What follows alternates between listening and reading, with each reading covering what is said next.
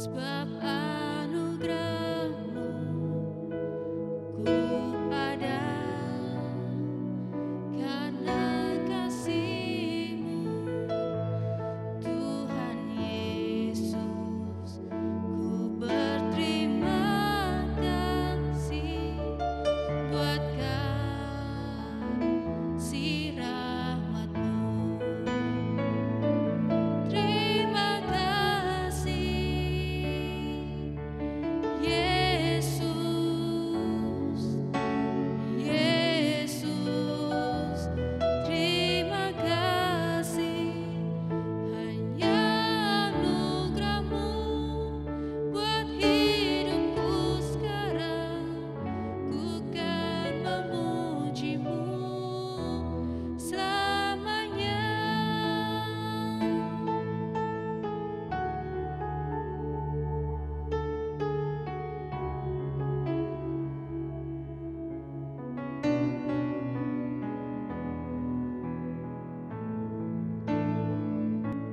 I am here because of your grace. I am here because of your love, Lord Jesus. I am so thankful for your grace abounds to me. Thank you, Jesus, Jesus, Jesus. Thank you, Jesus. It's only by your grace that I could live today. Forever I will praise your name. Thank you, Jesus, Jesus, Jesus. Thank you, Jesus. It's only by your grace that I could live today. Forever I will praise your name. Forever I will praise your name. Forever I will praise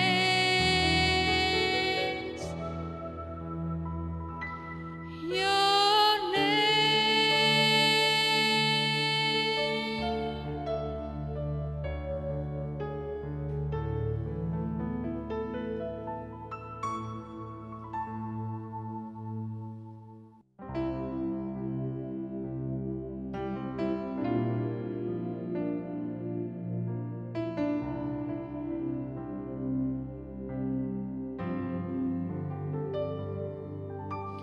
Tuhan, Kaulah pengharapanku.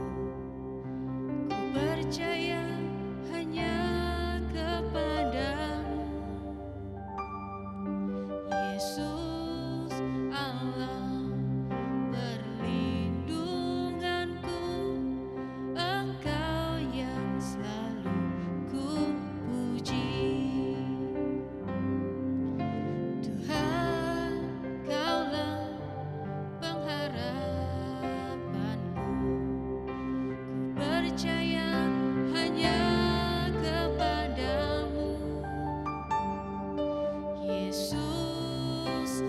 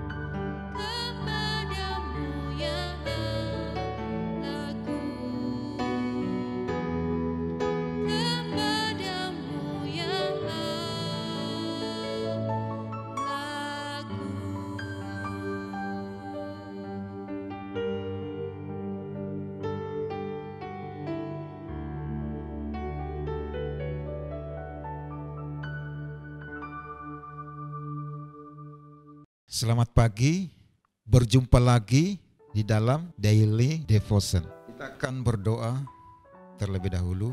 Bapa kami di surga, kami bersyukur pada pagi hari ini karena kasih setia Tuhan melimpah dalam hidup kami, sehingga Tuhan memberikan kesempatan kembali kepada kami untuk merenungkan firman Tuhan. Karena itu Tuhan Yesus, biarlah Engkau-lah yang mengurapi hamba-Mu. Engkau-lah yang membuka rahasia-rahasia firman Tuhan yang masih terselubung Bapa. Terpujilah Engkau, kami siap untuk mendengarkan firman Tuhan. Terpujilah Engkau dalam nama Tuhan Yesus Kristus. Haleluya, amin. Oke Bapak Ibu, kita akan melihat firman Tuhan dalam Matius pasal 6 ayat yang ke-9. Kita akan membaca. Karena itu berdoalah demikian, Bapa kami yang di surga, dikuduskanlah namamu, datanglah kerajaanmu, jadilah kehendakmu di bumi seperti di surga. Berikanlah kami pada hari ini makanan kami yang secukupnya, dan ampunilah kami akan kesalahan kami, seperti kami juga mengampuni orang yang bersalah kepada kami. Dan janganlah membawa kami ke dalam pencobaan, tetapi lepaskanlah kami daripada yang jahat. Karena Engkau-lah yang empunya kerajaan dan kuasa dan kemuliaan sampai selama-lamanya. Amin. Baik, puji Tuhan. Kita akan melihat firman Tuhan ini adalah masalah doa. Doa ini adalah diajarkan Tuhan Yesus kepada murid-muridnya pada waktu itu. Tuhan mengajarkan doa yang pertama Tuhan ajarkan adalah mengenai hubungan. Jadi Tuhan tidak langsung berkata, mintalah maka akan diberikan, percayalah maka akan dikabulkan. Tetapi yang Tuhan ajarkan yang pertama adalah bagaimana supaya mereka itu membangun hubungan mereka dengan Tuhan. Di sini dikatakan ayat 9 bagian A, karena itu berdoalah demikian, Bapa kami yang di surga. Bapa kami yang di surga ini berbicara tentang hubungan antara Bapa dan anak. Jadi hubungan yang paling dekat adalah hubungan antara Bapa dengan anak. Karena itu tidak ada istilah namanya mantan Bapa atau mantan anak. Karena memang nggak ada yang bisa menggantikan. Anak ya tetap anak, Bapa ya tetap Bapa. Itu yang Tuhan ajarkan kepada murid-muridnya. Demikian pula saudara dan saya, kita boleh berdoa, tetapi kalau hubungan kita dengan Tuhan itu tidak baik, saya percaya doa kita itu tertunda terus. Bukan Tuhan tidak mengabulkan, tetapi karena mungkin hubungan kita dengan Tuhan itu tidak baik. Karena itu saudaraku yang kasih Yesus Kristus, ayat ini mengingatkan kepada saya dan saudara supaya biarlah kita berdoa, yang terutama yang kita perbaikilah hubungan kita dengan Tuhan. Nah, saya gambarkannya, seorang bapak di dunia dengan anak, kalau hubungan mereka tidak baik, tiba-tiba seorang anak datang kepada bapaknya meminta sesuatu. Bapak, saya berikan mobil. Saya percaya seorang bapak tidak langsung mengabulkan. Tetapi yang bapaknya minta supaya hubungan mereka harus baik. Demikian pula kita dengan Bapa di surga. Tuhan itu mengabulkan itu gampang. Semua apa yang menjadi permintaan kita. Tetapi Tuhan mau supaya hubungan kita harus baik. Bapa kami yang di surga ini adalah satu hubungan antara anak dan Bapa. Hanya kita yang yang dilayakkan untuk memanggil Tuhan itu Bapa. Karena itu kita sangat bersyukur. Kita harus membangun hubungan kita dengan Tuhan, yaitu lewat kita berdoa. Yang kedua di sini, dikuduskanlah namamu. Ini berbicara tentang satu sikap hati yang baik. Jadi Tuhan Yesus mengajarkan kepada murid-muridnya, mereka harus memiliki sikap hati yang baik. Karena kalau mereka memiliki sikap hati yang baik, dimanapun mereka berada, baik itu keadaan baik, ada masalah, tidak ada masalah, tetap nama Tuhan itu dipuji dan dipermuliakan, bukan dipermalukan. Saudaraku yang kekasih dalam Tuhan Kristus, tingkah laku kita, perbuatan kita yang tidak baik itulah yang mempermalukan nama Tuhan. Sampai orang berkata, katanya anak Tuhan, katanya orang Kristen, tetapi kelakuannya tidak ada bedanya orang yang tidak percaya. Karena itu kita harus sadari ini, kita harus memperbaiki. Dimanapun kita berada, kalau kita memiliki sikap hati yang baik, saya yakin dan percaya nama Tuhan selalu dipermuliakan. Di dalam ayat yang ke-10, sini katakan, datanglah kerajaanmu, jadilah kehendakmu di bumi seperti di surga. Tuhan mau saudaraku, biarpun kita masih di bumi, tetapi kita merasakan juga namanya kerajaan Allah. Di sini dikatakan, datanglah kerajaanmu, jadilah kehendakmu di bumi seperti di surga. Jadi kehendak Bapa di surga, kehendak Tuhan adalah supaya biarpun kita masih di bumi, tetapi juga kita akan merasakan namanya suasana surga. Itu Tuhan inginkan seperti itu. Jadilah kehendakmu di bumi seperti di surga. Apa itu kerajaan Allah? Kerajaan Allah dalam Roma di sana dikatakan, kerajaan Allah bukan soal makanan dan minuman, tetapi soal kebenaran, sukacita, damai sejahtera daripada Roh Kudus.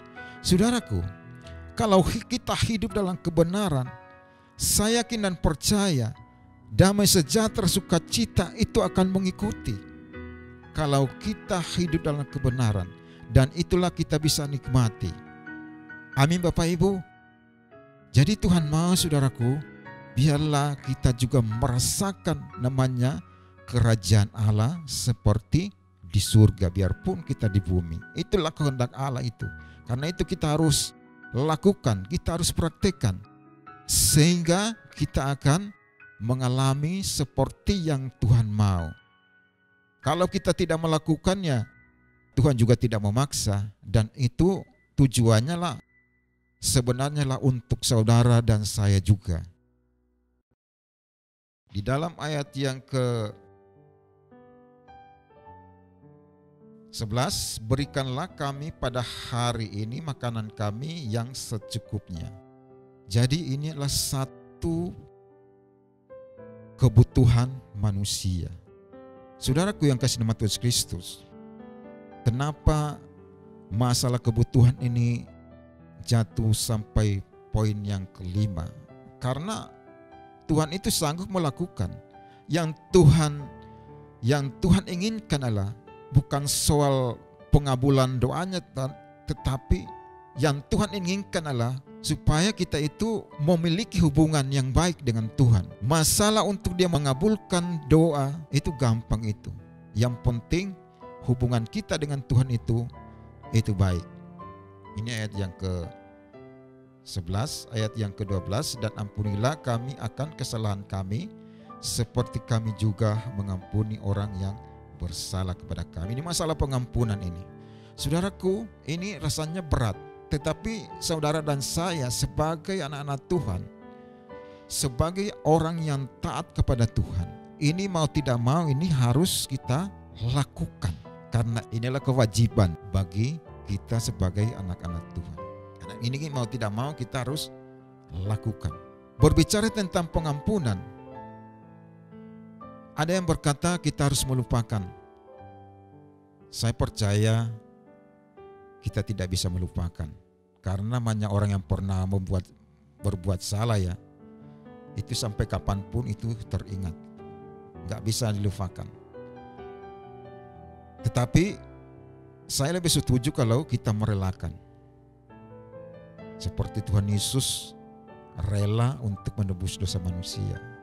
Bukan melupakan, tetapi kita harus merelakan. Kalau kita merelakan, saya percaya biarpun kita ingat, tetapi kita tetap bisa mengampuni.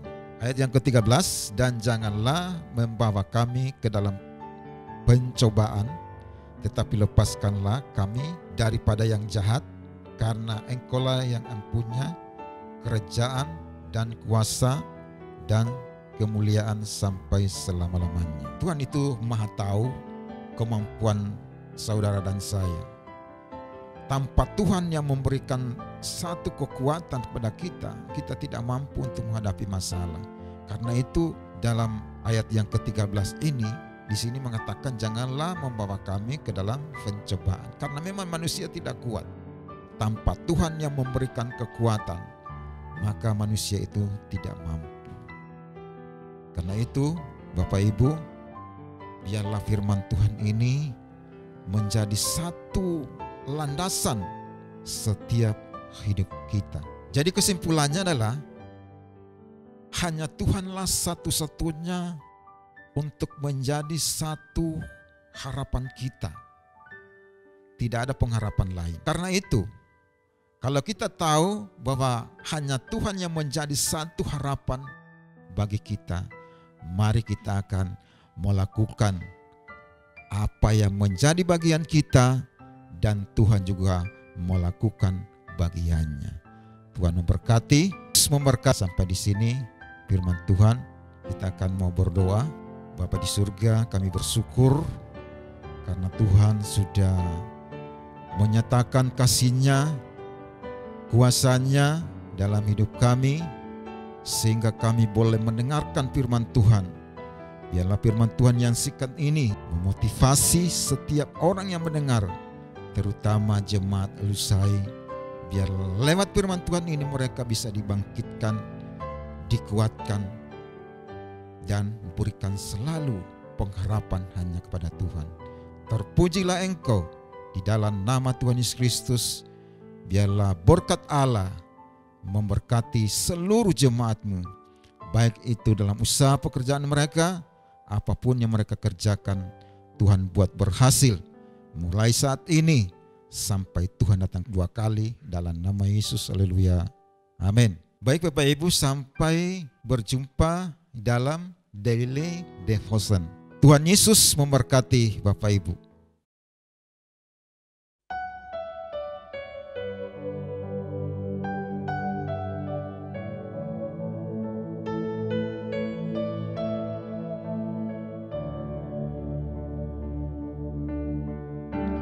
Bila Engkau tak besertaku, ku tak mau berjalan.